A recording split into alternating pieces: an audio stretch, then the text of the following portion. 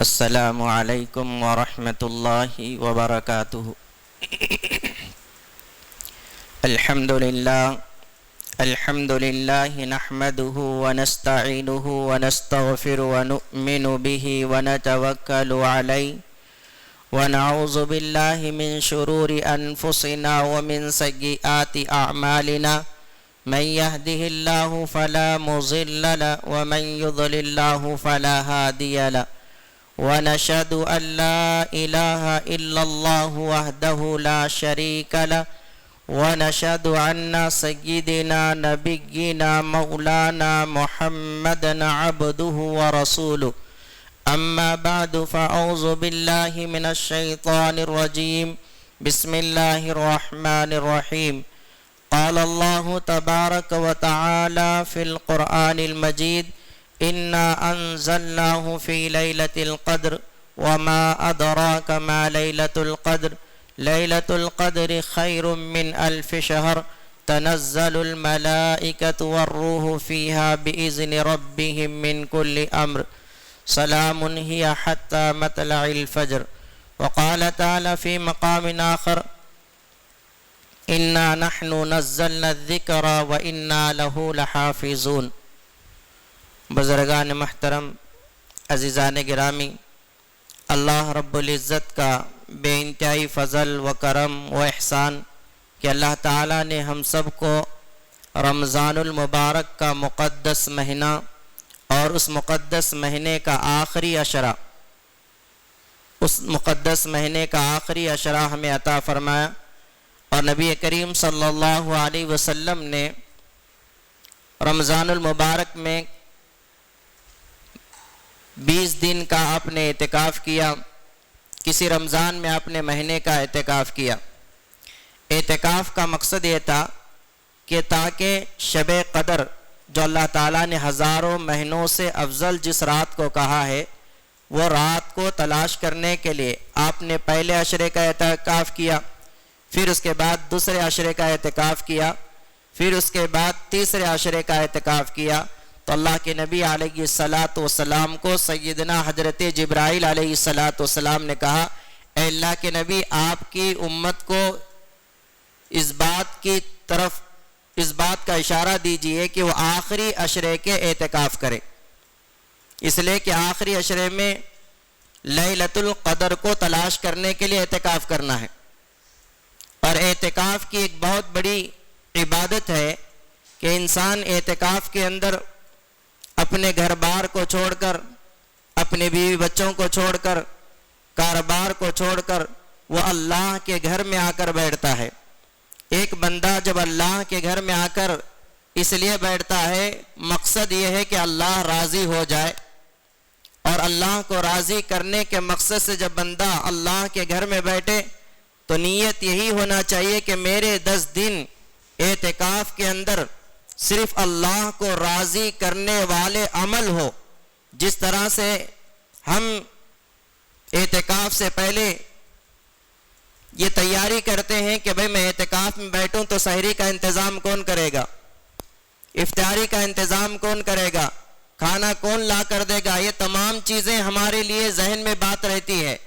لیکن اعتکاف بیٹھنے والے حضرات پہلے اس بات کو سوچنے کی ضرورت ہے کہ میں 10 دن اعتکاف میں بیٹھ رہا ہوں، تو 10 دن کے اندر جو وقت مجھے مل رہا ہے 24 گھنٹے کا، اس وقت میں کیا پڑھنا ہے، شام میں مجھے کیا پڑھنا ہے، صبح میں مجھے کیا تلاوت کرنا ہے، کون سا اذکار کرنا ہے، یہ تمام چیزوں کی تیاری کے ساتھ ہم بیٹھنے کی ضرورت ہے۔ آج بزرگ دوستو اعتکاف کی عبادت کو ہم محض یہ سمجھے ہیں کہ آخری عشرے میں 10 دن کا اعتکاف بیٹھے، اور اس کے اندر موبائل کو بھی استعمال کیا جا رہا ہے، اس کے اندر جو ہے باہر طہارت کے لیے وضو کے لیے جاتے ہیں تو گھنٹوں تک وہاں پر فون میں بات ہو رہی ہے، اس کا نام اعتکاف نہیں ہے۔ پہلے آپ نے دیکھا ہوگا کہ کچھ سال پہلے جب لوگ اعتکاف بیٹھتے تھے، کوئی ضرورت کی چیز منگانا ہوتا تھا تو لکھ کر دیا کرتے تھے، ایک چٹھی میں لکھتے تھے کہ مجھے اس چیز کی ضرورت ہے، یہ لے کر آؤ، بات نہیں کرتے تھے، اس لیے کہ اعتکاف میں صرف اللہ کے لیے بیٹھے ہیں، اللہ تعالیٰ کو راضی کرنا ہے۔ اور ایک بندہ جب اعتکاف میں بیٹھتا ہے تو پورے محلے والوں طرف سے ہے. اگر کسی مسجد میں اعتکاف نہیں بیٹھا گیا پورے محلے کے لوگ گناہگار ہوتے ہیں.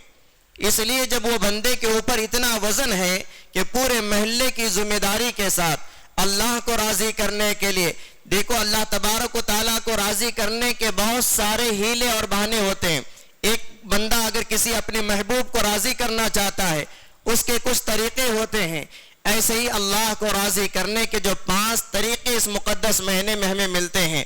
ایک انسان اللہ کے گھر میں یا کوئی ایک عام انسان کسی کے گھر بار بار آتا ہے اور چلا جاتا ہے، بار بار آتا اور چلا جاتا، تو وہ انسان ایک نہ ایک دن پوچھے گا کہ بھئی یہ بندہ بار بار میرے گھر تک آ رہا ہے پھر جا رہا ہے، اس کا کیا مقصد ہوگا. اور دوسرا چیز یہ ہوتی ہے ایک بندہ جو آ کر بیٹھ جاتا ہے وہ اٹھ کر جانے کے لیے تیار نہیں. اور ایک چیز اس طرح کے مال کے ذریعے سے اپنے محبوب کو راضی کرنا چاہتا ہے کہ میں مال خرچ کروں تو میرا اللہ یعنی میرا محبوب مجھ سے راضی ہو جائے. اور اس کے بعد اپنے گھر بار وطن ہر چیز کو چھوڑ کر راضی کرنا چاہتا ہے. پہلی منزل محبت کو حاصل کرنے کی یہ ہے کہ ایک انسان دن میں 5 دفعہ نماز کو آتا ہے. یہ پہلی منزل ہے محبت کی، اللہ تعالیٰ کو اپنانے کی. انسان بار بار مسجد کو دن میں 5 دفعہ آتا ہے. اللہ تعالیٰ دیکھنا چاہتا ہے میرا بندہ بار بار اللہ میرے گھر میں آ رہا ہے، نماز کے لیے آ رہا ہے، کیا مقصد لے کر آ رہا ہے. ہم مسجد میں داخل ہوئے دعا پڑھتے اللہم افتح لی ابواب رحمتک، اے اللہ تعالیٰ میرے لیے رحمت کے دروازے کھول دے. تو اللہ تعالیٰ کے نبی فرماتے ہیں کہ جب انسان دعا پڑھ کر سیدھا پیر رکھ کر مسجد میں داخل ہوتا ہے 4 فرشتے اس کے ساتھ جو ہے آتے ہیں اور ہر فرشتہ اس کی مغفرت کی دعا کرتے رہتا ہے. اس بندے کے لیے اس کی جو پریشانیاں ہیں اس کو ختم کرنے کی دعائیں کرتے رہتا ہے. اور وہ بندہ اللہ کے گھر میں بیٹھ کر اللہ کو راضی کرنے کے لیے آیا ہے، لیکن مسجد میں بیٹھ کر اگر خیالات کہیں اور ہے، مسجد میں ظاہری اعتبار سے جسم مسجد میں ہے لیکن دماغ کی سوچیں کہیں دکان کے کاروبار میں مصروف، کہیں حساب اور کتاب میں مصروف، کہیں گھر اور بیوی بچوں کے خیالات میں مصروف. ظاہری اعتبار سے یہاں بیٹھا ہوا ہے لیکن خیال کے اعتبار سے، خشوع اور خضوع کے اعتبار سے یہاں نہیں ہے. وہ سوچ رہا ہے تو فوراً ایک فرشتہ اٹھ کر کہتا ہے اے اللہ کے دوست اب تو خاموش ہو جا، اور اللہ کے دربار میں آیا ہے، اس کو راضی کرنے کے لیے آیا ہے، اسے راضی کر لے، اس کی طرف متوجہ ہو جا. پھر اس کے بعد بندہ خیالات میں ایسے ہی گم رہا، نماز میں کھڑا بھی ہے، پتہ نہیں کہ کتنے رکعت ہوئے ہیں، کیونکہ کئی مرتبہ نماز میں بھول ہو جاتی ہے تو آدھی صف کہتے ہیں کہ 2 رکعت ہو گئی، آدھی کہتے ہیں 3 رکعت. یہ کیا ماجرا ہے؟ اس لیے کہ خیالات ہمارے نماز کے اندر نہ ہونے کی وجہ سے. کبھی بھولے سے اگر انسان جو ہے بھول ہوتی ہے لیکن پچھلے 2-4 صف کھڑے ہوئے لوگوں کے اندر اختلافات پیدا ہو جاتے ہیں. اس کی وجہ یہ کہ ہمارا ذہن یہاں نہیں تھا، کون سی تلاوت کی گئی، کون سا سورہ پڑھا گیا. نماز کے بعد آپ مصلیوں سے پوچھیں کہ کون سے سورہ نماز کے اندر پڑھا گیا، ہم کو معلوم نہیں ہے. پہلی رکعت میں کیا پڑھا، دوسری رکعت میں کیا پڑھا. اس لیے کہ ہمارا ذہن، ہماری توجہ، ہماری اللہ کو راضی کرنے کے لیے ہم کھڑے ہی نہیں ہیں. ہمارا خیال کہیں اور ہے. ظاہری ایک ہے، ظاہری ایک ہے باطنی. انسان جو ہے ظاہری اعتبار سے یہاں کھڑا ہے، باطنی اعتبار سے دماغ باہر گما ہوا ہے. تو عزیزان گرامی دوسرا بندہ اگر اسی طرح سے رہے، دوسرا فرشتہ اٹھ کر کہتا ہے اے اللہ کے ولی اب تو خاموش ہو جا، اب تو اللہ کے دربار میں آ جا. اس کے باوجود اگر خیالات میں ایسے ہی نماز تک 10 منٹ تک جو مسجد میں بیٹھا تھا اسی خیالات میں رہے تو تیسرا بندہ، تیسرا فرشتہ اٹھ کر کہتا ہے اے اللہ کے بندے اب تو خاموش ہو جا. اس کے بعد حدیث میں آتا ہے چوتھا اٹھ کر کہتا ہے اللہ کے دشمن اب تو خاموش ہو جا، کیونکہ اللہ کے گھر میں راضی کرنے کے لیے آیا اور اللہ کے سامنے کھڑے ہو کر اللہ کو دھوکہ دے رہا ہے. ہاتھ تو باندھا ہے، خیالات کہیں ہیں اور ہے. اس لیے حضرت ذوالنون مصری رحمت اللہ علیہ فرماتے ہیں میں 18 سال کی عمر سے جب نماز کے لیے نماز پڑھنے لگا تو میرے سامنے جنت کو پیش کیا جاتا تھا. آنکھوں کے سامنے جنت آتے، جنت کے سارے مناظر، وہاں کی نعمتیں میرے سامنے آتی. حضرت ذوالنون مصری رحمت اللہ علیہ فرماتے ہیں میں نے کبھی جنت کی طرف توجہ نہیں دی، جنت کی طرف میں نے نظر نہیں اٹھا کر دیکھا، اس لیے کہ میری نماز کا مقصد اللہ راضی ہو جائے. جب اللہ راضی ہوگا تو یہ جنت بھی حاصل ہوگی. یہ مقصد کے تحت انہوں نے عبادتیں کی اور اس اس مقصد اور اس خضوع کے ساتھ انہوں نے دعائیں کی جس کی وجہ سے وہ ہاتھ اٹھاتے تو جو ہے دنیا کا نقشہ بدل جاتا تھا. آج بزرگ و دوستو اس چیز کی ضرورت ہے. پہلی منزل اپنے اللہ کو راضی کرنے کے لیے جو ایک انسان بار بار مسجد کو اللہ کے گھر میں آتا ہے, اللہ کے گھر میں آ کر یہ بتانا چاہتا ہے اللہ ہم تیرے گھر سے توقع ہے, ہمیں یقین ہے یہیں سے پریشانیاں حل ہونے والی ہے, ہمیں یقین ہے تو ہی ہمارا سارا ہے, ساری دنیا ہمیں چھوڑ سکتی ہے لیکن تو اپنے بندے کو نہیں چھوڑ سکتا. اس لیے بار بار جب بندہ آتا ہے تو اللہ تعالیٰ کو بھی حیا آتی ہے کہ میرا بندہ بار بار میرے پاس آتا ہے, سوال کرتا ہے. تو اے فرشتوں کیا میں اس بندے کا سوال پورا نہ کروں جس بندے کے بارے میں نے تم سے کہا تھا وَإِذْ قَالَ رَبُّكَ لِلْمَلَائِكَةِ إِنِّي جَاعِلٌ فِي الْأَرْضِ خَلِيفَةً, میں دنیا میں ایک مخلوق پیدا کرنا چاہتا ہوں کہ دنیا میں پیدا کرنا چاہتا ہوں, تمہاری کیا رائے ہے؟ تو فرشتوں نے کہا تھا قَالُوا أَتَجْعَلُ فِيهَا مَن يُفْسِدُ, اے اللہ اسی مخلوق کو کیوں پیدا کرنا چاہتے ہیں؟ آئیے دنیا میں جا کر فساد مچائیں گے, ایک دوسرے کا خون خرابہ کریں گے. اللہ تعالیٰ نے کہا قال انی عالم ما لا تعلمون, جو میں جانتا ہوں تم نہیں جانتے. جب اللہ تعالیٰ ایک بندے کو 5 دفعہ اللہ کے دربار میں آتا ہوا دیکھتا ہے, سوال کرتا ہوا دیکھتا ہے, وہ پکارتا ہوا دیکھتا ہے, تو اللہ ان فرشتوں سے کہتا ہے دیکھو یہ وہی بندہ ہے جس کے بارے میں تم نے کہا تھا یہ بندہ مجھے پکار رہا ہے, حالانکہ مجھے دیکھا نہیں ہے, میرے نبی کو اس نے نہیں دیکھا ہے, لیکن اس کے دل میں جو اس کے جو ہے ایمان بالغیب ہے, یہ غیب پر ایمان لایا ہوا ہے. اس لیے بغیر دیکھے کہ سبحان ربی العالی کہتا ہے, بغیر دیکھے کہ سبحان ربی العظیم کہتا ہے. تو بزرگوں اللہ کو راضی کرنے کی جو پہلی منزل ہے وہ منزل ہے نماز. نماز کے ذریعے سے اللہ کو راضی کرتا ہے. اور دوسرا جو ہے مال کے ذریعے سے زکوٰۃ, جس طرح سے رمضان مقدس مہینے میں زکوٰۃ ہم ادا کرتے ہیں, مال کے ذریعے سے مال خرچ کر کے اللہ کو راضی کرنے کے لیے بندہ صدقہ کرتا ہے, خیرات کرتا ہے, روزے داروں کو کھانا کھلاتا ہے, روزے داروں کو افطار کراتا ہے, محض اس لیے کہ اللہ راضی ہو جائے. اگر اس ارادے کے ساتھ اگر ہم مال خرچ کریں گے تو بزرگ دوستو یہ مال اللہ کے حضور میں قبول ہوگا. اگر ارادے میں تبدیلی آ گئی کہ ایک انسان جو ہے صدقہ کر رہا ہے, ایک انسان جو ہے باہر بیٹھ کر غریبوں میں کپڑے تقسیم کر رہا ہے, صدقہ فطر ادا کر رہا ہے, سارا مجموعہ باہر کھڑا ہوا ہے, عورتوں کی لائن لگا کر کھڑا کیا گیا ہے, تو بزرگ دوستو اس انداز سے کہ دل میں خیال آئے کہ لوگ دیکھیں کہ فلاں صاحب کے پاس 100-200 لوگ جو لائن لگا کر کھڑے ہیں کہ یہ ہمیشہ خیرات کرتے ہیں, ہمیشہ جو ہے اللہ کے راہ میں خرچ کرتے ہیں, اور اس بندے کے دل میں یہ آئے کہ بھئی یہ لوگ دیکھ کر کہیں کہ فلاں صاحب سخی ہیں, فلاں صاحب جو ہے مالدار ہیں, وہ اللہ کے راستے میں خرچ کرتے ہیں. تو بزرگ دوستو آپ جو ہے 200 نہیں 500 لوگوں پر بھی خرچ کرے, رائی کے دانے کے برابر بھی فائدہ نہیں ہوگا.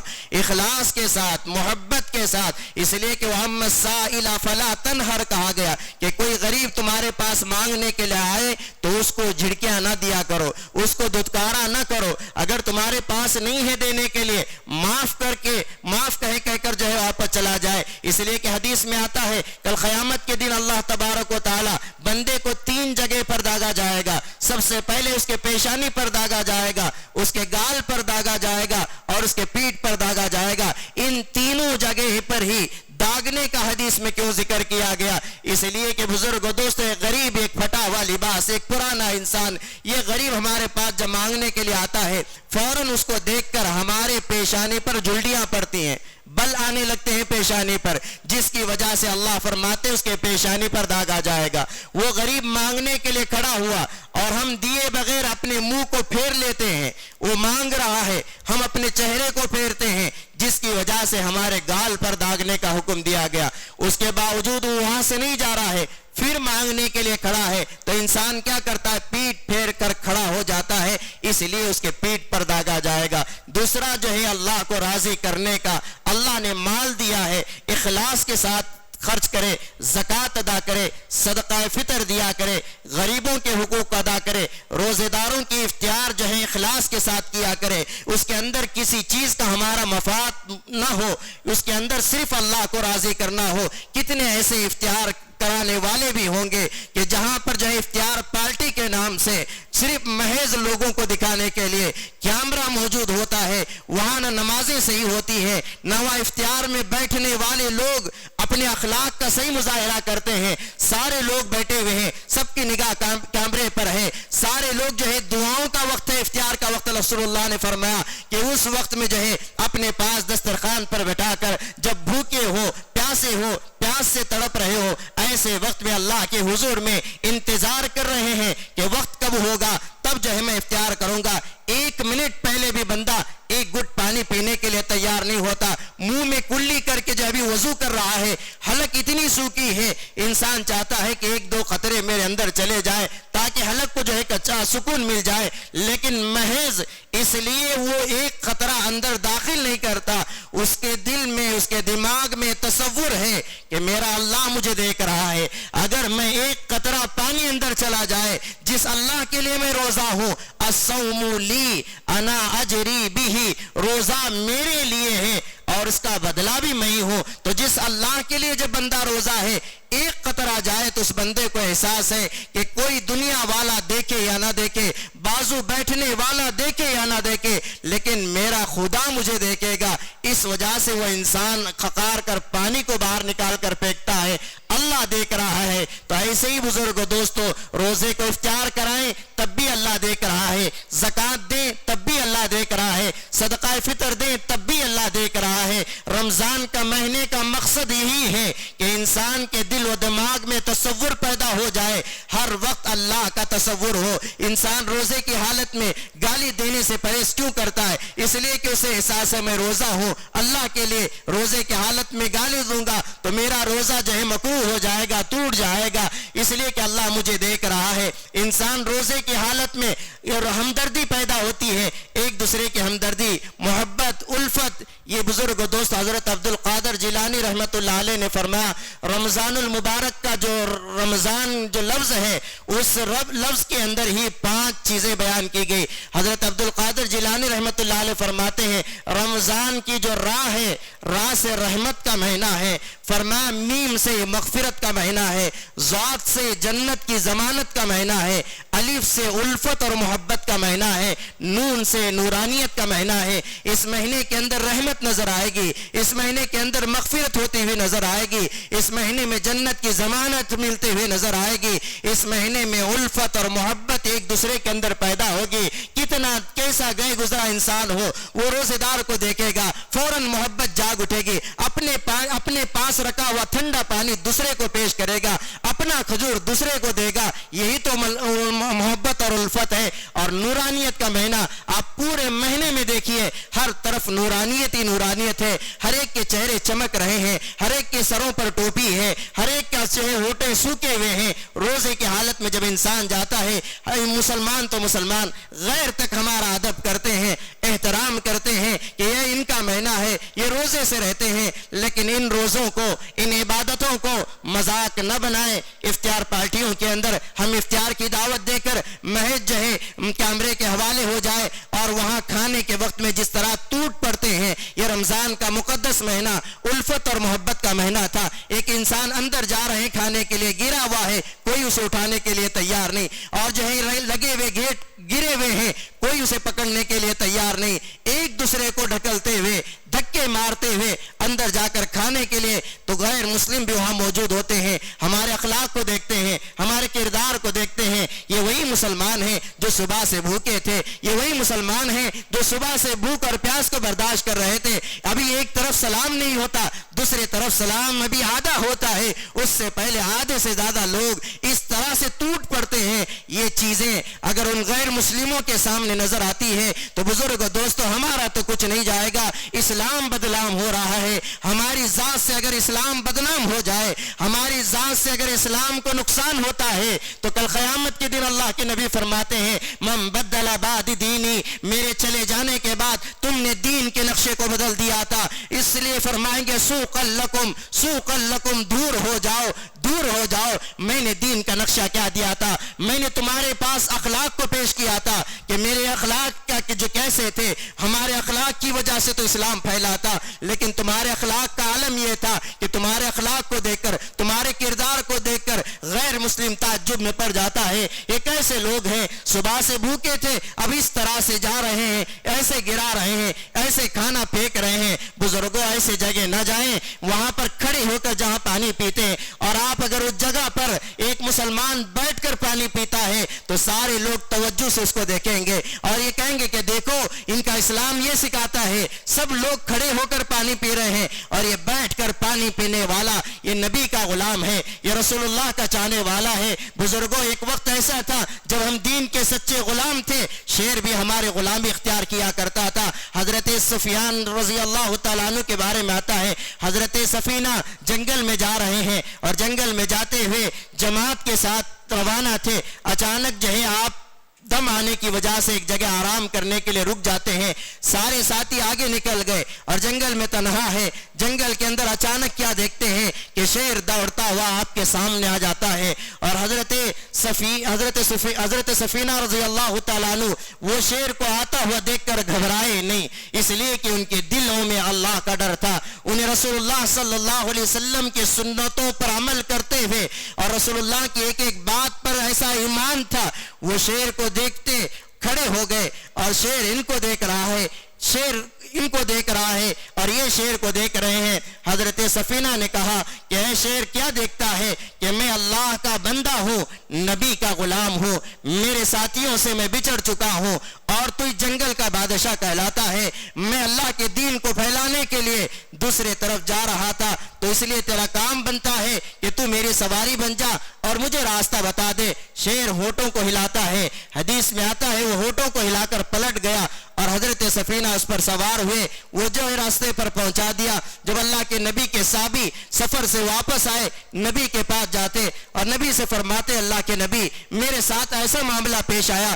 جنگل کے اندر میں کھڑا تھا اور جو ہی شیر آیا تو میں نے کہا اللہ کا بندہ نبی کا غلام، لیکن شیر ہونٹوں کو ہلا کر کیا کہا اس کی بات مجھے سمجھ میں نہیں آئی۔ اللہ کے نبی نے فرمایا جبرائیل علیہ السلام میرے پاس اس واقعے کی تفسیر بیان کیے ہیں، تم جب کہا کہ اللہ کا بندہ نبی کا غلام تو شیر ہونٹوں کو ہلا کر کہا میں تو غلاموں کا بھی غلام ہوں، تم تو اللہ کے بندے نبی کا غلام ہو، اس لیے کہ اشرف المخلوقات ہم ہیں، اللہ نے ہمیں اشرف المخلوقات بنایا ہے۔ ایک وقت یہ تھا کہ شیر ہماری غلامی کو تسلیم کرتا، ایک وقت یہ تھا کہ جنگل کے اندر موذی جانور کو صحابی نے اعلان کیا کہ جنگل میں ہم رات میں رہنا چاہتے ہیں، آپ جنگل خالی کر دو۔ تاریخ میں روایت میں آتا ہے کہ سارے جو ہے موذی جانور، سانپ بچھو جتنے جانور تھے سب اپنے بچوں کو لے کر جنگل سے نکلنے لگے۔ وہ کون سی آواز تھی، وہ کون سی طاقتیں تھی، وہ یہی رمضان کی عبادتوں کی طاقتیں تھی۔ جنگ بدر میں کون سی طاقت تھی، 313 صحابہ، لیکن حضرت صحابہ کے سامنے مشرکین مکہ کی تعداد زیادہ ہے، 313 ہے، ان کے پاس ایک ایک صحابی کس بھروسے پر، کس یقین پر کھڑے تھے، کسی صحابی کے پاس ٹوٹی ہوئی تلوار ہے، بیٹھنے کے لیے گھوڑا نہیں ہے، کھڑے ہوئے ہیں اور روزے کی حالت میں، روزہ اس انداز سے کہ ہم جیسے روزہ سحری نہیں کرتے تھے بلکہ 2 کھجور سے سحری کیا کرتے تھے۔ ہماری سحری کا عالم تو یہ ہوتا پیٹ بھر کر اتنا کھاتے ہیں کہ فجر کو آنا ہمارا مشکل ہو جاتا۔ رمضان کے مہینے میں روزے کی حالت میں فجر کی نماز ہماری چلی جاتی، ظہر میں ہم نہیں اٹھتے دھوپ کی وجہ سے، عصر چلی جاتی، سیدھا جو افتیار میں آ کر ہم سمجھ رہے ہیں کہ روزے سے۔ بزرگوں روزہ اس کا نام نہیں ہے، روزے کے اندر بھوک اور پیاس لگے، انسان کو جب پیاس تڑپاتی ہے تو اللہ کی یاد آئے گی۔ اور حضرت صحابہ کا روزہ ایسا ہوا کرتا تھا، وہ صحابہ جنگ بدر کے اندر کھڑے ٹوٹی ہوئی تلوار لے کر، کسی صحابی کے پاس تلوار نہیں، وہ جو ہے درخت کی ٹہنی لے کر کھڑے ہیں، کس کے سامنے مقابلہ کرنے؟ سامنے والے گھوڑے اور ہاتھیوں پر ہیں جن کے پاس تلواریں موجود ہیں، ان کے سامنے ایک صحابی لکڑی لے کر کھڑے ہیں ان سے مقابلہ کرنے کے لیے۔ کیا یقین تھا، کیا بھروسہ تھا کہ ہم جو ہے کس کے سامنے کھڑے ہیں؟ وہ مشرکین ان کے حالات کو دیکھ کر کہتے ہیں کہ ہم تمہیں معاف کرنے کے لیے تیار ہے، تم یہاں سے چلے جاؤ، تمہارے ساتھ ہم نہیں لڑیں گے، کیونکہ تمہاری حالت تو یہ ہے کہ پیٹ اور پیٹ ایک جیسے نظر آ رہے ہیں، نہ ہاتھ میں تلوار ہے، تمہارے جسم پر صحیح کپڑے تک نہیں ہیں۔ تو حضرت صحابہ نے کہا کہ ہمیں کمزور نہ سمجھو، ہم جو ہے بھوکے ضرور ہیں، پیاسے ضرور ہیں، ہمارے پاس اسباب نہیں ہے لیکن ہمارا یقین ہے ہم ضرور فاتح بنیں گے, کامیابی ہوں گی. تو بزرگ دوستو, جنگ بدر رمضان کے مہینے میں 17 رمضان کو کامیاب ہو گئے. تو جو آپ اس وقت میں جو ملک کے حالات ہیں, ان حالات میں ہمیں چاہیے کہ ہم اللہ کو راضی کرنے کے جو عمل ہے, سب سے پہلے نماز. انسان بار بار جب اللہ کے دربار میں آتا ہے تو ایک دن اللہ دیکھتا ہے کہ بندہ بار بار آ رہا ہے, آخر اس کی کیا پریشانی ہے, کیا چیز ہے, کیوں یہ مجھ سے مانگ رہا ہے, کیا مانگ رہا ہے. ایک نہ ایک دن اللہ راضی ہوگا اور ہمارے اسباب, ہمارے مسائل کو پورا کرے گا. دوسرا, مال خرچ کرنے کے ذریعے سے جب بندہ زکوٰۃ کے ذریعے سے, صدقات کے ذریعے سے, خیرات کے ذریعے سے, بہت سارے غریب بھی جو ہے اس طرح سے یہ نہ رہیں کہ بھئی میرے پاس مال نہیں, میں کیسے خرچ کروں. تو اللہ کے نبی نے فرمایا راستے میں جا رہے ہیں اور راستے میں کانٹا بھی گرا ہے, اس کو اٹھا کر کنارے رکھو, وہ صدقے کا ثواب ہے. ایک تمہارے پاس کھانا کھلانے کی جگہ نہیں ہے, ایک گلاس تمہارے پاس اگر پانی ہے, وہ پانی کسی روزے دار کو پلاؤ تو جو تمہیں پانی پلانے کا بھی ثواب تمہیں دیا جائے گا. تو بزرگ دوستو, دوسری محبت منزل کی, اللہ سے محبت کرنے کی, یہ ہے کہ مال کے ذریعے سے اخلاص کے ساتھ خرچ کر کے اللہ کو راضی کرے. اور تیسری جو منزل ہے کہ وہ جو ہے اعتکاف کی ہے, کہ ایک انسان گھر بار کو چھوڑ کر اللہ کے دربار میں آ کر بیٹھتا ہے, بیوی بچوں کو چھوڑا, دکان کے کاروبار. اس وقت میں مہنگائی کا دور ہے, ایسے دور میں مصروفیت ہر انسان کی ہے, رہتے ہوئے بھی جو وہ اللہ کے گھر میں آخری عشرے میں اس مقصد سے بیٹھا ہے کہ مجھے لیلۃ القدر کی رات مل جائے. کیونکہ جس نبی نے فرمایا کہ آخری عشرے میں 5 جو طاق راتوں کا اہتمام کیا جاتا ہے, 21, 23 اور 25, اس کے بعد جو 27ویں اور 29ویں, ان طاق راتوں کے اندر اللہ کے نبی صلی اللہ علیہ وسلم اس لیے شب قدر کو اس لیے نہیں بتایا گیا, نبی کو بتایا گیا تھا کہ شب قدر کی رات ہے. نبی جب باہر آئے امت کو بولنے کے لیے تو 2 احباب لڑ رہے تھے, جھگڑ رہے تھے, ان کے لڑنے اور جھگڑنے کی وجہ سے لیلۃ القدر کی رات کو بلا دیا گیا. اور نبی کو آخر میں فرمایا جبرائیل کے آخری عشرے کے طاق راتوں میں تلاش کیا کرو, ان 5 طاق راتوں میں سے کسی ایک رات میں ہے. اور اکثر محدثین, مفکرین اور تحقیق کرنے والوں نے فرمایا کہ جس طرح سے انا انزلناہ فی لیلۃ القدر ہے, لیلۃ القدر لیلۃ القدر لیلۃ القدر 3 دفعہ آیا ہے. انا انزلناہ فی لیلۃ القدر وما ادراک ما لیلۃ القدر لیلۃ القدر خیر من الف شہر, 3 دفعہ لیلۃ القدر کا ذکر ہوا ہے. اور لیلۃ القدر کے اگر آپ حروف گنیں گے تو ایک لیلۃ القدر میں جو ہے 9 حروف ہوتے ہیں, 9 لفظ ہوتے ہیں. اس طرح سے 3 مرتبہ لیلۃ القدر کو, 9 جو ہے 27 ہوتے ہیں. تو بعض فقہا نے, محدثین نے کہا کہ 27 ہی کو شب قدر کی رات ہے. لیکن پوشیدہ رکھنے کا ایک فائدہ یہ بھی ہے کہ ایک انسان جو ہے لیلۃ القدر کی رات میں کوئی ایسا گناہ کر بیٹھا تو وہ پوری زندگی افسوس کرے گا کہ میں یہ لیلۃ القدر کی رات تھی جس میں ہزاروں مہینوں کے جو ہے برابر عبادت کا جو ہے ہزاروں مہینوں کی عبادت کا ثواب دیا جاتا تھا. ایسی رات میں اگر وہ اس انسان کو اگر بیمار ہو گیا, کہیں جو ہاسپٹل میں ہے, تو افسوس کرنے لگے گا. تو اس وجہ سے اللہ کے نبی نے پوشیدہ رکھ کر یہ بتایا کہ ابھی تو وقت ہے, اس رات نہیں ملی تو ابھی 2 رات آپ کے پاس ہے, ان راتوں میں بھی تلاش کیا کرو. اس لیے کہ اعتکاف میں بیٹھنے والے انسان کو جو باہر لوگ عبادت کرتے ہیں, جو دوسرے عبادت, جس طرح سے جنازہ آ گیا, جنازے کے اندر جو ہے اعتکاف بیٹھنے والا شخص اگر باہر جنازہ ہے کہیں تو وہ جا نہیں سکتے ہیں, تو ان کو جو ہے وہ احساس ہوا کہ اگر کاش میں اعتکاف میں نہ ہوتا تو اس کے جنازے میں شریک ہوتا. تو نبی نے فرمایا کہ اعتکاف بیٹھنے والے کو جتنے لوگ جنازے میں نماز پڑھ رہے ہیں اس کا ثواب اس کو ملے گا. اور پھر فرمایا کہ اگر ایک انسان جو ہے باہر جو ہے کسی چیز کے ایسی کوئی عبادت مالی خرچ کا ہو, کوئی انسان بیمار ہے, عیادت کرنا عبادت ہے, اور بیمار کی عیادت کرنے کے لیے لوگوں کو اس کو اطلاع ہوئی کہ فلاں صاحب بیمار ہوئے اور ہمارے دوست و احباب جو ہے اس کی عیادت کر کے آئے ہیں, لیکن یہ سوچے کہ میں بھی رہتا تو عیادت کرتا, تو اللہ کے نبی نے فرمایا وہ یہاں بیٹھ کر جو عبادت کر رہے ہیں اس کو عیادت کرنے کا بھی ثواب دیا جائے گا. تو اس لیے بزرگ دوست, اعتکاف ایک اہم عبادت ہے.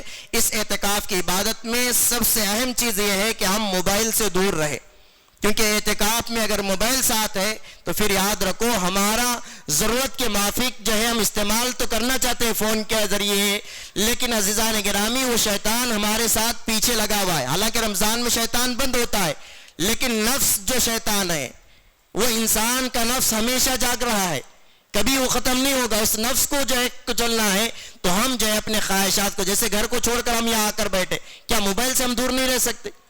جیسے گھر کو ہم چھوڑے ہیں, اپنے بیوی بچوں کو چھوڑیں, دکان کو چھوڑیں, ایسے ہی موبائل کو بھی دور رکھیں تو بہت فائدہ ہوگا, کیونکہ محض ہم عبادت کے لیے بیٹھیں گے. یعنی اگر اس کے اندر کوئی چیز پڑھنا بھی چاہیں تو اچانک کوئی چیز ایسی ایڈیٹیج آ جاتا ہے جو لغویہ چیزیں ہوتے ہیں. ایک اعتکاف بیٹھنے والا انسان لغویہ چیزوں کو اگر دیکھ لے تو پھر بزرگ دوست ہمارا کہاں سے اعتکاف رہے گا. اس لیے اگر ضرورت کے موافق بھی ہم بات کرنا ہے تو باہر جائیں تو ایک یعنی اس میں یہ تو بتایا گیا کہ جو وضو کے لیے آپ جائیں, ضرورت کے لیے جائیں تو جتنا دیر ضرورت کے لیے ہوتا ہے اتنی ہی دیر میں واپس فوراً آ جائے.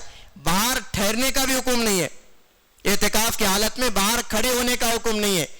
اس لیے کہ اعتکاف کے اندر اللہ نے 10 دنوں تک اللہ کے دربار میں اس لیے بیٹھے ہیں کہ اللہ تو جب تک راضی نہیں ہوتا ہم یہاں سے نہیں اٹھیں گے. تو اعتکاف بیٹھنے والے احباب کی ذمہ داری ہوتی ہے کہ وہ محلے کے حق میں دعا کرے, یہاں کے ذمہ داروں کے حق میں دعا کرے, مسجد کا انتظامیہ کے حق میں ہو, اور دوسرے جو اس وقت میں ملک کے جو حالات چل رہے ہیں فلسطین کے حق میں دعائیں کرے, کیونکہ وہ بھی ہمارے بھائی ہیں جہاں پر جو ہے شہید ہو رہے ہیں, جہاں پر جو ہے ہمارے وہ بھائی جو ہے فلسطین کی حفاظت کے لیے, مسجد اقصیٰ کی حفاظت کے لیے اپنی جانوں کی قربانیاں دے رہے ہیں. قربانی وہاں دے رہے ہیں, دوسرے ملکوں میں اس کا اثر ہو رہا ہے, وہ وہاں جو ہے قربانی دیتے ہیں, دوسرے ملک میں اسلام پھیل رہا ہے. تو بزرگ دوستو ہماری قربانیاں ضائع نہیں ہوں گی, اس لیے آنے والے حالات تو بہت ہی خطرناک ہے. دوسری چیز جو ہے ہماری رمضان میں جو اللہ کو منانے کی یہ ہے کہ اعتکاف ایک اہم عبادت, اس کے اندر بیٹھ کر جو ہے اللہ کی عبادت کرے. اور اس کے بعد تیسری جو چیز ہے روزہ, کہ انسان جو ہے اللہ کو روزے کے ذریعے سے بھوکا اور پیاسا رہ کر اللہ کو مناتا ہے. اور اللہ کے نبی نے فرمایا کہ روزے دار کے لیے 5 خوشخبریاں سنائی. سب سے پہلے فرمایا کہ روزے کی حالت میں انسان کے منہ سے جو بو آتی ہے, معدے کے خالی رہنے کی وجہ سے, صبح سے بھوکا رہنے کی وجہ سے منہ سے ایک عجیب قسم کی بو نکلتی ہے, دوسرا انسان اس کو برداشت نہیں کرتا, انسان اس کو سونگنا نہیں چاہتا, اگر بو آئے تو اسے کندراہٹ محسوس ہوتی ہے. لیکن اللہ کے نبی فرماتے ہیں وہ بو اللہ کے نزدیک مشک سے زیادہ بہتر ہے, کیونکہ وہ روزے کی وجہ سے اللہ کے لیے بھوکا رہنے اور پیاسا رہنے کی وجہ سے بو آ رہی ہے. تو فرمایا کہ مشک اور انبار سے زیادہ خوشبودار ہے. پہلا انعام روزے دار کے لیے. اور دوسرا فرمایا کہ روزے دار کے لیے سمندر کی مخلوق, مچھلیاں اور سارے مخلوقات روزے دار کے لیے دعائیں کرتی ہیں مغفرت کی. یہ دوسرا انعام. فرمایا کہ روزے دار کے لیے جنت مزین یعنی سجائی جا رہی ہے روزانہ. جنت کو یہ کہا جا رہا ہے ایک وقت آئے گا کہ میرا وہ روزے دار بندہ آئے گا جو میری بھوک اور پیاس کو برداشت کر رہا ہے, وہ آئے گا, اس کے لیے سجایا جا رہا ہے. اور رمضان مبارک میں شیاطین کو قید کیا جاتا ہے تاکہ جو بندہ عبادت کرتے رہے, اس میں جو ہے بہانہ تلاش نہ کرے.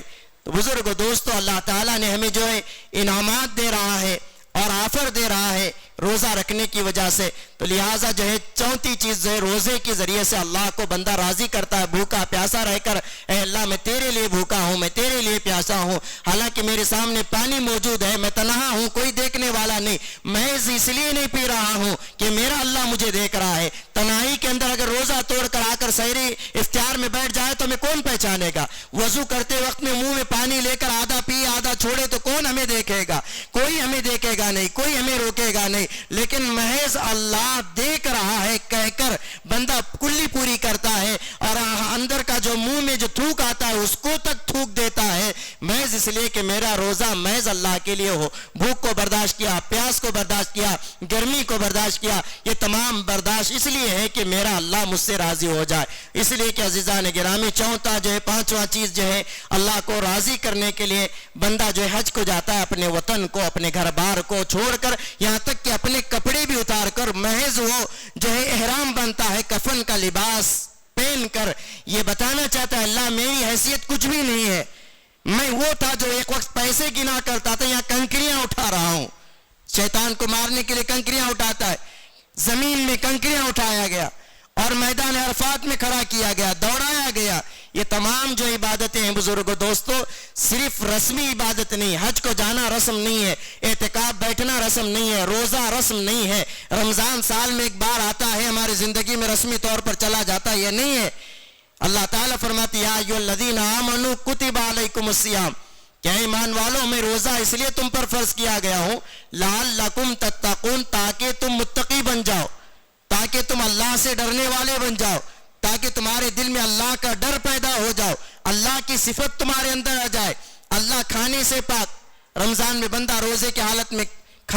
پاک ہوتا ہے, اللہ پینے سے پاک, بندہ روزے کی حالت میں پینے سے پاک ہوتا ہے. تو بزرگ دوستو, صرف بھوک اور پیاس کا نام بھی روزہ نہیں, آنکھوں کا روزہ ہے. آنکھ کی حفاظت ہو روزے کی حالت میں, زبان کی حفاظت ہو روزے کی حالت میں, کانوں کی حفاظت ہو روزے کی حالت میں, اور جو ہے غیبت نہ کرے کسی کی روزے کی حالت میں. یہ تمام چیزوں کی حفاظت جو ہے اعتکاف میں بیٹھنے والا 10 دن تک اللہ کے نبی آخری عشرے میں سب سے زیادہ عبادت کیا کرتے تھے. اس لیے کہ آخری عشرے میں اللہ کے نبی کا معمول یہ تھا کہ آخری عشرے میں کثرت سے نمازیں, کثرت سے عبادت, کیونکہ جس رات میں ہزاروں مہینوں سے افضل رات آنے والی ہے, وہ ایک رات کا ایک تراویح اگر مل جائے ہزاروں مہینے تراویح پڑھنے سے بہتر ہے. یہ اگر یہ وقت ہمارے ہاتھ سے نکل گیا تو پھر یاد رکھو, پھر دوبارہ ہمیں یہ وقت ملے گا یا نہیں پتہ نہیں ہے. آج 25ویں تاخرات کا وقت ختم ہو جائے, نکل جائے, صبح صادق ہو جائے, پھر خون کے آنسو روئیں, دوبارہ یہ وقت ہمیں نہیں ملے گا, ہماری عمریں ضائع ہو جائے گی, ہمارے جو ہے رو رو کر ہم جو کتنا گڑ گڑا, یہ وقت نہیں آئے گا. آئندہ ہم رہیں گے یا نہیں رہیں گے, اس حالت میں صحت کی حالت میں رہیں گے یا نہیں پتہ نہیں ہے. اس لیے نبی نے فرمایا 5 چیزوں کو غنیمت سمجھو, صحت کو غنیمت سمجھو بیماری کے آنے سے پہلے, اور جو وقت کو غنیمت سمجھو فرصت مصروفیت کے ہونے سے پہلے. ایک وقت ایسا آئے گا اتنا مصروف ہو جاؤ گے, ٹائم نکالنا مشکل ہو جائے گا, بچوں کو وقت دینا مشکل ہو جائے گا. تو اس لیے کہ جو ہے وقت جب اللہ نے دیا ہے اس کو غنیمت سمجھ کر استعمال کرو, اور جو ہے صحت دیا ہے تو اس کو غنیمت سمجھو, جوانی ہے تو اس کو غنیمت سمجھو. اس لیے کہ جوانی چاہے گی, بڑھاپا آ جائے گا تو جب جو ہے اگر کچھ افسوس کرنے سے کوئی فائدہ نہیں. اس لیے فرمایا اللہ نے جو عمر دی ہے, جو زندگی دی ہے, اس کو غنیمت سمجھو. اگر یہ زندگی چلے گئی اور ہم خبر کے حوالے ہو گئے تو پھر یاد رکھو یہ زندگی پر افسوس کرنے سے کوئی فائدہ نہیں. اللہ نے ہمیں اس سے پہلے ہی ہمیں احکامات دیے کہ روزہ اس لیے کہ تم متقی بن جاؤ, بھوکے اس لیے تمہیں رکھا گیا تاکہ تم اللہ کی یاد کا تصور تمہارے دل میں آ جائے.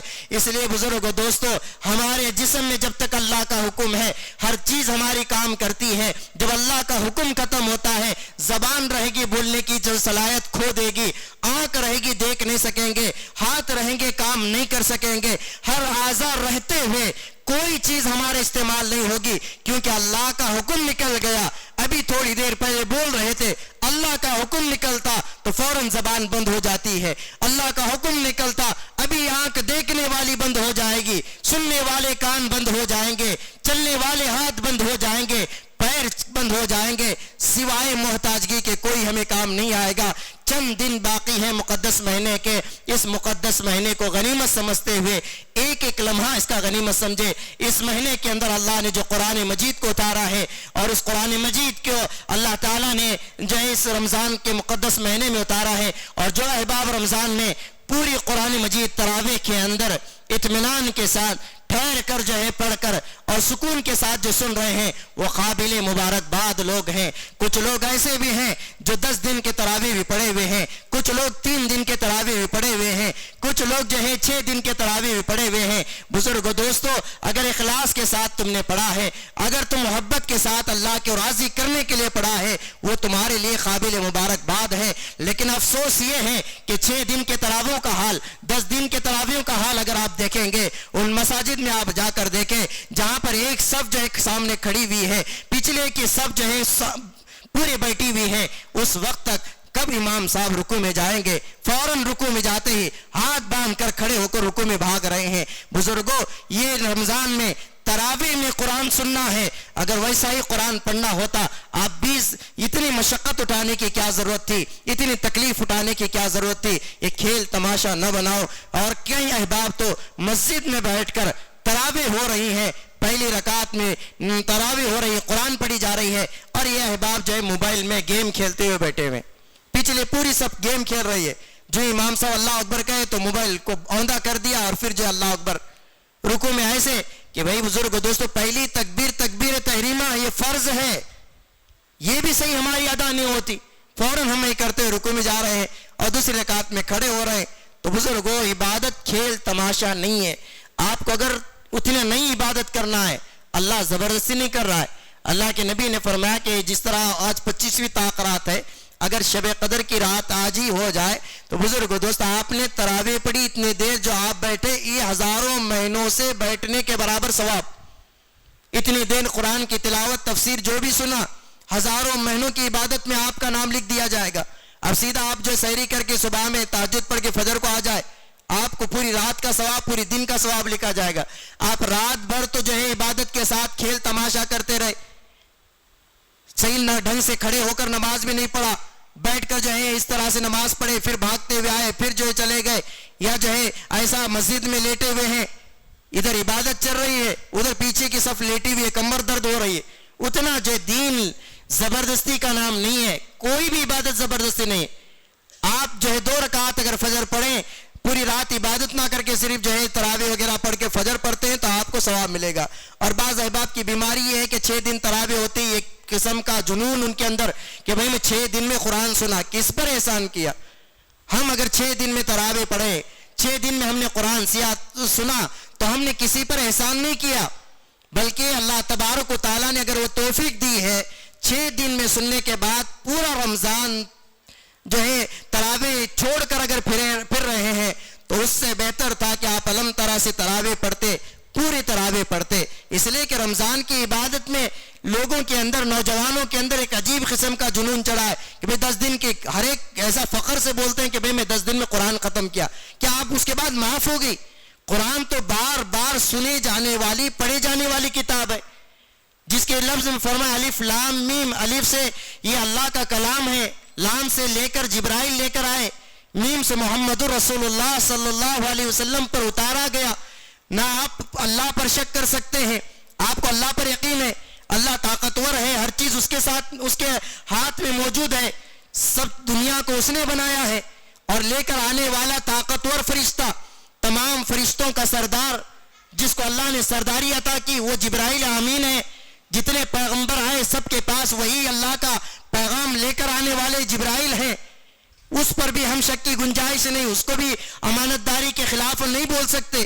اور جس پر نازل ہوئی وہ محمد رسول اللہ صلی اللہ علیہ وسلم ہے. جب یہ 3 چیزیں پڑھی جاتی ہے, ایک تو اللہ اور جبرائیل لے کر آئے, محمد رسول اللہ پر نازل ہوئی, آگے فرمایا گیا ذالک الکتاب لا ریب فیہ. اب اس کتاب کو پڑھنے سے پہلے جتنے شک اور جتنے شکوک دماغ میں پیدا ہو رہے ہیں, وہ سارے شک اور شکوک کو ختم کر لو. تب جا کر فرمایا ھدی للمتقین, ان لوگوں کے لیے ہدایت ہے. پہلے ذالک الکتاب لا ریب فیہ, اس کتاب میں شک کی گنجائش نہیں ہے, اس کتاب میں وسوسوں کی گنجائش نہیں. اس کتاب کے اندر ذرا بھی شک کرو گے ایمان سے ہاتھ دھو بیٹھو گے.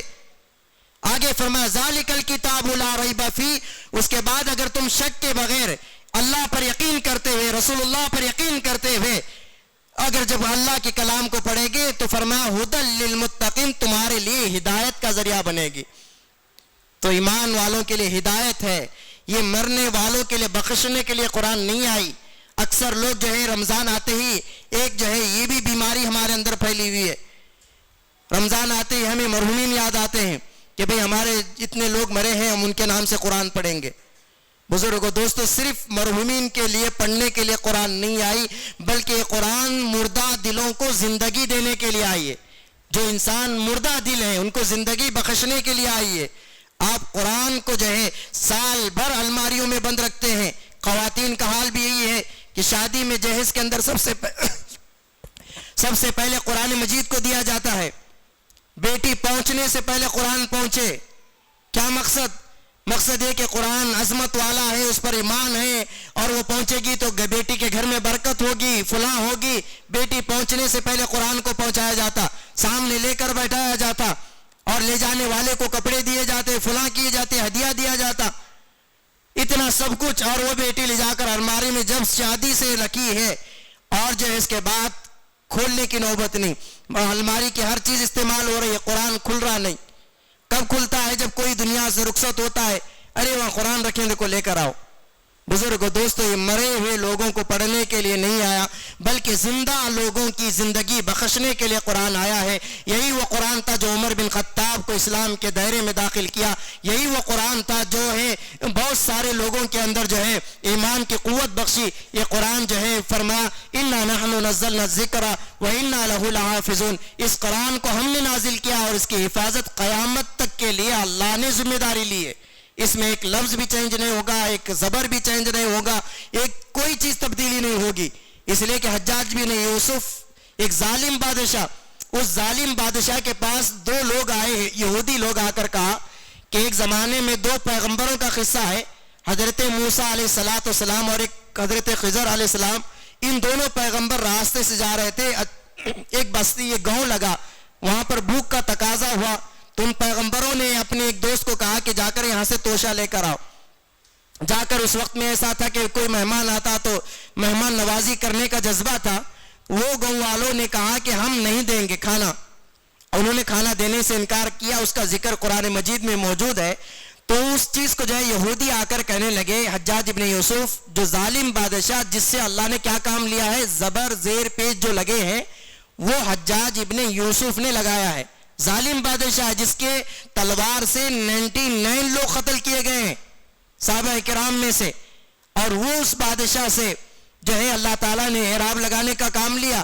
اب وہ اعراب لگا رہا تھا، نقطے لگا رہا تھا. اس وقت میں جو ہے وہ آئے اور آ کر کہا کہ دیکھو ہمارا جو ہے یہودی آ کر کہے کہ ہمارا اس کے اندر ایک قصہ ہے، ابو اور اتو میں فرق.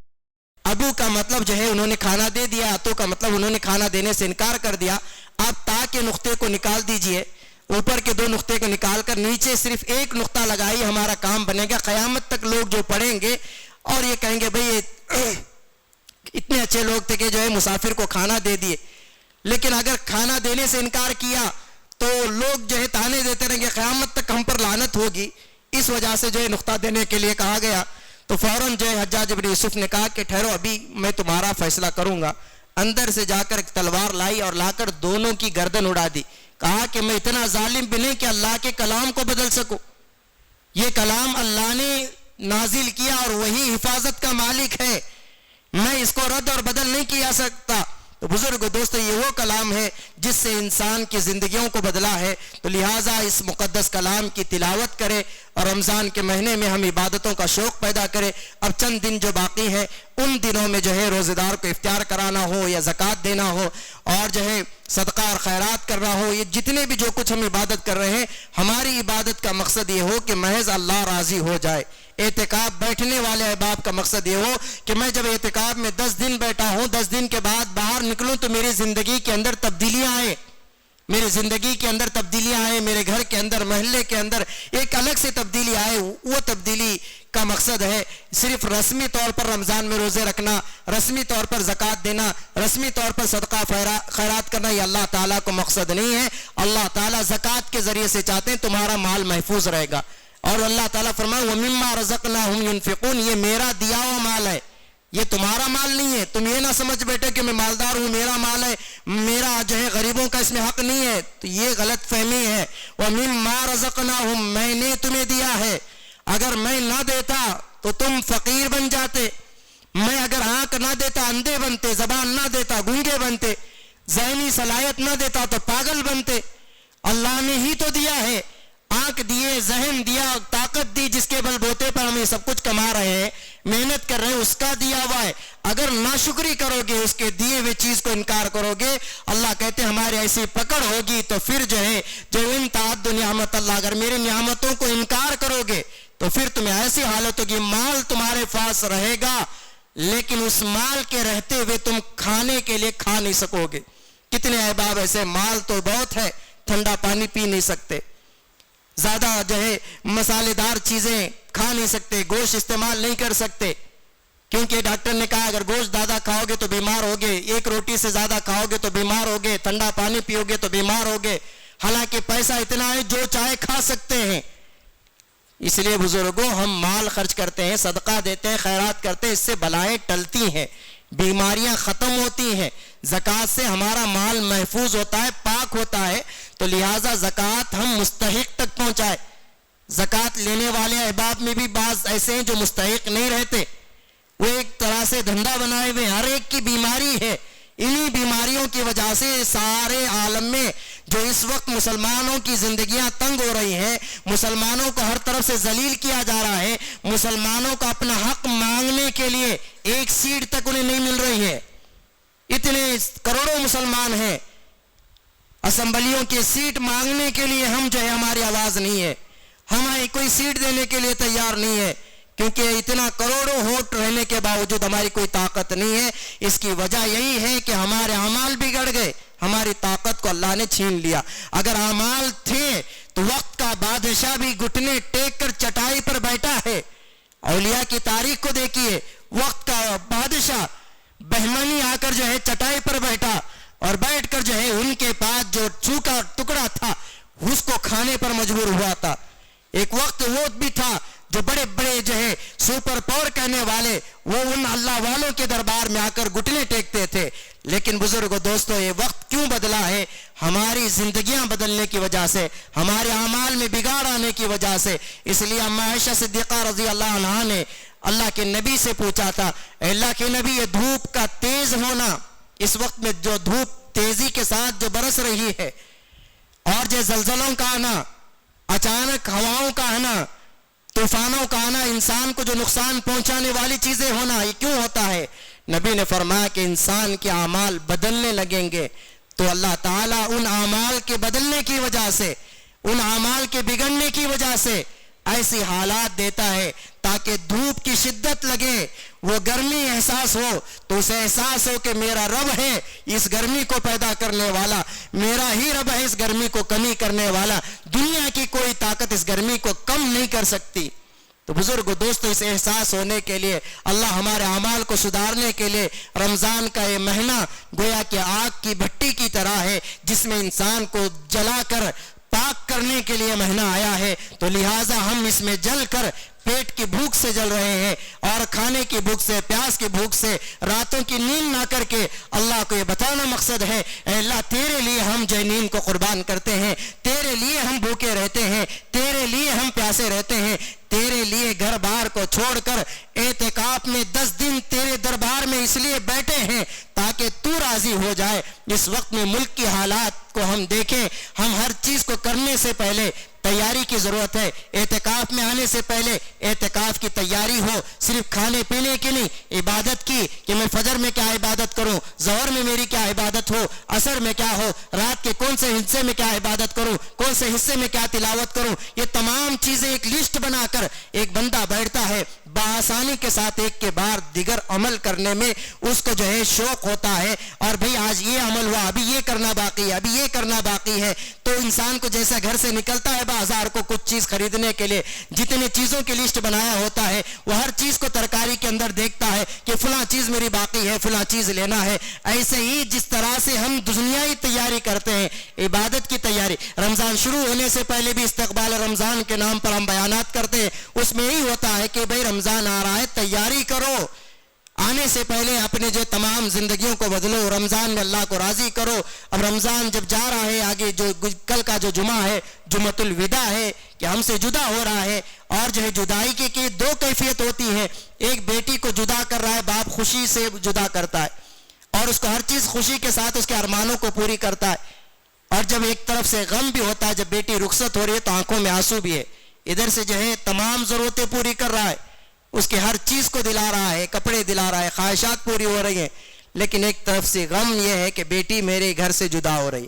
ایسے ہی بزرگوں دوستو, آخری جمعہ جب ہمارے زندگی سے جدا ہو رہا ہے, ایک طرف سے خوشی ہے کہ اس مہینے میں اللہ نے ہمیں تراویح پڑھنے کی, اعتکاف بیٹھنے کی, روزہ رکھنے کی, روزے داروں کو کھانا کھلانے کی, بہرحال بے شمار عبادتوں کا اللہ نے ہمیں توفیق دی, اور زکوٰۃ دینے کی, سب کچھ ہم نے کیا. اے اللہ, یہ ایسا مقدس مہینہ, ایک جو ہے تمام چیزیں خرچ کرتے ہوئے, عبادت کرتے ہوئے, ایک شوق بھی ہے کہ یہ رمضان ہمارے زندگی سے جا رہا ہے. پھر ایک طرف سے ایک جدائی ہے, اللہ اتنا سب کچھ خرچ کیا, اتنا عبادت کیا, سب کچھ کر رہے ہیں, ابھی تھوڑے دن باقی رہتا تو ابھی جو ہے ہم عبادت کرتے. ایک طرف سے غم, 2 کیفیت ہوتی ہے. بزرگوں دوستو, ہم کو چاہیے کہ چند دن جو باقی ہیں ان چند دنوں کو غنیمت سمجھ کر ان 2 تاخراتوں میں بھی جاگے. شب قدر بھی جو ہے ہزاروں مہینوں سے رات جس کے بارے میں فرمایا گیا 5 تاخراتوں میں تلاش کرے. تو الحمدللہ اس مسجد کے اندر کئی سالوں سے جو ہے تاخراتوں کا اہتمام ہوتا ہے, اور یہاں پر جو ہے تاخراتوں کو جاگا جا رہا ہے. اس سے 2-3-4 سال پہلے بھی میں ایک مرتبہ آیا ہوا تھا. تو الحمدللہ یہاں کے جو اہتمام کیا گیا, اللہ تعالیٰ ان کو جزائے خیر دے, کیونکہ ایسا شوق ہونا چاہیے. اور کئی مرتبہ یہاں پر جنگ بدر کا بیان بھی رکھا گیا تھا, جس 17 رمضان میں یاد دلانے کے لیے بھئی ہم جو وسائل اور اسباب کو تلاش نہ کریں, اللہ پر یقین رکھے. وَاعْتَصِمُوا بِحَبْلِ اللَّهِ جَمِيعًا, اللہ کی رسی کو مضبوطی سے اگر ہم پکڑے رہیں گے تو پھر یاد رکھو دنیا کی کتنی سپر و طاقتیں ہو، اگر وہ جو ہے ہمارے سامنے ضرور آئیں گے. اب اس وقت میں حالات کو ہم ڈرے بغیر، خوف کھائے بغیر، کیونکہ اللہ نے وعدہ کیا ہے وَأَنْتُمُ الْأَعْلَوْنَ إِن كُنتُم مُؤْمِنِينَ وَلَا تَهِنُوا وَلَا تَحْزَنُوا، کہ تم گھبراؤ نہیں، ڈرو نہیں. وَأَنْتُمُ الْأَعْلَوْنَ إِن كُنتُم مُؤْمِنِينَ، تم ہی سر بلند رہو گے. اگرچہ آگے ایک شرط رکھی گئی، اگرچہ تم سچے اور پکے مسلمان ہو تو تم کامیاب ہوگے. کامیابی کب ملے گی؟ کتنے قربانیوں کے بعد ملے گی، کتنے جو ہے مساجد مدارس شہید ہوں گی، کتنے کیا کیا ہوں گی، اس کے بعد قربانی کب ملے گی اس کی کوئی گارنٹی نہیں. لیکن قربانی ہمیں دینے کے بعد ضرور ہمیں کامیابی ملنے والی ہے، ضرور ہم جو ہے اونچے مقام پر پہنچنے والے، ضرور ہمیں جو ہے حکومتیں یہ تمام ذلیل ہو کر ہمارے سامنے آئیں گے. ہم کو ضرورت ہے کہ اللہ کی رسی کو مضبوطی سے پکڑے. اس مقدس مہینے کو غنیمت سمجھ کر، نیکیوں کا موسم ہے، اس میں خوب کمائے نیکیوں کو، اور اپنے بیوی بچوں کو بھی نیکیوں کا شوق دلائے، قرآن کی تلاوت کا شوق دلائے، اور اپنے معصوم بچوں کو مسجد میں لایا کرے. اکثر مسجدوں میں بیماری بھی چلی ہے کہ بھئی مسجد میں بچے آئیں تو بھگا دیتے ہیں کہ وہ بچے آواز کرتے ہیں، نماز پڑھنے نہیں دیتے، خیال کرتے ہیں. یاد رکھو، جس مسجد میں بچوں کا شور نہیں، جس مسجد میں بچوں کی آواز نہیں ہوتی ہے، تو پھر یاد رکھو کہ ہمارے آنے والی نسلوں میں دین باقی نہیں رہے گا. دین کو اگر باقی رکھنا چاہتے ہیں، بس مسجدوں کو بچوں کو لایا کرے، تاکہ وہ ہماری عبادت کو دیکھتے ہوئے وہ جو ہے ہمارے سامنے سے جائے، آواز کرے، کچھ بھی کرے، ہماری عبادت میں کوئی خلل نہیں ہوگا، فرق پیدا نہیں ہوگا. لیکن وہ بچہ کل کا دن مسجد کو آنے کا عادی بن جائے گا. پہلے اسی سے مسجد سے دور کرے. جیسے ماں باپ بچپن میں جو ہے بچہ قرآن کے قریب آتا ہے فوراً ایسا دھکے مار دیتے ہیں، بیٹا نہیں لگانا، اس کو ہاتھ نہیں پکڑنا. تو بزرگ دوست، حال یہ ہوا پوری زندگی بڑھاپا آ گیا، قرآن کی طرف توفیق نہیں ہوئی، ہاتھ نہیں لگا رہے ہیں کیونکہ پڑھنا ہی نہیں سیکھے. تو اس لیے بزرگوں دوستوں، بس مسجدوں میں بچے آتے ہیں تو آپ انتظامیہ میں سے کسی ایک ٹھہرے، پیچھے ٹھہر کر ان کو ادب سکھائے، بیٹے ایسا نہیں، ایسا نماز پڑھنا. اگر بچوں کو ہم سکھائیں گے تو بچے سیکھتے ہیں. وہ ہم جو رکوع میں جائیں تو ہمارے رکوع کو دیکھتے، وہ بھی رکوع میں جائیں گے، سجدے میں جائیں گے. یہ دین باقی رہے. ہم کب تک رہیں گے؟ جب ہم چلے جائیں گے تو ہمارے بچوں کو کون دین سکھائے گا؟ ان کے دین کی حفاظت کی کون گارنٹی لے گا؟ اس لیے بچوں کی بھی تربیت کیا کرے. اللہ تعالیٰ سے دعا کرے اللہ مجھے اور آپ کو کہنے سننے سے زیادہ عمل کی توفیق نصیب فرمائے. اور جتنے دیر سے جتنے احباب بیٹھے اللہ تعالیٰ ان کے تمام جائز مقاصد کو پورا عطا فرمائے. دنیا حسنۃ وفی الآخرۃ حسنۃ وقنا عذاب النار. ربنا ظلمنا انفسنا وان لم تغفر لنا وترحمنا لنكونن من الخاسرین. اے اللہ ہمارے گناہوں کو معاف فرما، اے اللہ ہم سب کے خطاؤں کو درگزر فرما، اے اللہ ہم سب کی حاجتوں کو پورا عطا فرما، اے اللہ ہم سب کو صحت اور تندرستی عطا فرما. تمام وبائی بیماریوں سے اللہ ہماری پوری امت کی حفاظت عطا فرما. اے اللہ ہم سب کے گھروں میں خیر و برکت کے فیصلے عطا فرما، چین و سکون کے فیصلے عطا فرما. اے اللہ رمضان کے اس مقدس مہینے میں جو بھی عبادتیں ہم سے ہوئی ہیں اللہ اسے قبول فرما. اے اللہ جو بھی کوتاہیاں لغزشیں ہوئی ہیں اللہ اسے اپنے فضل سے اپنے کرم سے میں معاف فرما. اے اللہ ہم رمضان المبارک کے ابھی چند دن جو باقی ہیں اسے غنیمت سمجھ کر محض اللہ ہمیں عبادت کی توفیق عطا فرما. اے اللہ پورے تراویح پڑھنے کی توفیق عطا فرما. اور جتنے احباب اللہ مقدس مہینے میں قرآن مجید کو سنا ہے کھڑے ہو کر اللہ تعالیٰ ان کے قرآن کو سننے کو قبول فرما. اے اللہ ان کے تراویح پڑھنے کو قبول عطا فرما. اے اللہ یہاں کے جو انتظامیہ ہیں اللہ تعالیٰ ان کے جو نیک جو خواہشات ہیں اللہ ان کو قبول عطا فرما. اے اللہ اس مسجد کے اللہ تمام طرح سے اللہ ہدایت کے فیصلے عطا فرما. اے اللہ اس مسجد میں اے اللہ جو تاخیراتوں کا جو اہتمام کیا جا رہا ہے اللہ اسے قبول اور منظور عطا فرما. اے اللہ تعالیٰ ہم سب کے جائز مرادوں کو تمناؤں کو پورا عطا فرما. اے اللہ جتنے لوگ دیر سے یہاں بیٹھ کر تیرے دین کو سن رہے تھے، اے اللہ رسول اللہ صلی اللہ علیہ وسلم کی باتوں کو سن رہے تھے، اے اللہ تعالیٰ ان تمام کو سننے کو قبول عطا فرما. اے اللہ جتنے یہاں بیٹھے ان کے دلوں میں جو جائز مرادیں تمنائیں اللہ انہیں قبول اور منظور عطا فرما. اے اللہ ان کے تمام پریشانیوں کو دور عطا فرما. اے اللہ فلسطین کے مسلمانوں کی حفاظت عطا فرما. اے اللہ مسجد اقصیٰ کی حفاظت عطا فرما. اے اللہ وہاں کے معصوم بچوں کی قربانیوں کو جو دے رہے ہیں اللہ تعالیٰ انہیں استقامت عطا فرما. اے اللہ ہمیں تمام مسلمانوں کی حفاظت عطا فرما. اے اللہ دشمن اسلام جو اسلام کے مٹانے کی اور مسلمانوں کو تنگ کرنے کی جو سازشیں کر رہے ہیں اللہ ان تمام سازشوں کو ناکام فرما. اے اللہ تعالیٰ مسلمانوں کو اللہ تعالیٰ ہر طرح سے شر اور فتنوں سے اللہ حفاظت عطا فرما. اے اللہ جو کچھ مانگا ہے اللہ وہ بھی عطا فرما. بہت کچھ مانگنے سے رہے گا اللہ اس کو بھی عطا فرما. اے اللہ اس ٹوٹی پھوٹی دعا کو نبی کریم صلی اللہ علیہ وسلم کے صدقے طفیل میں قبول فرما.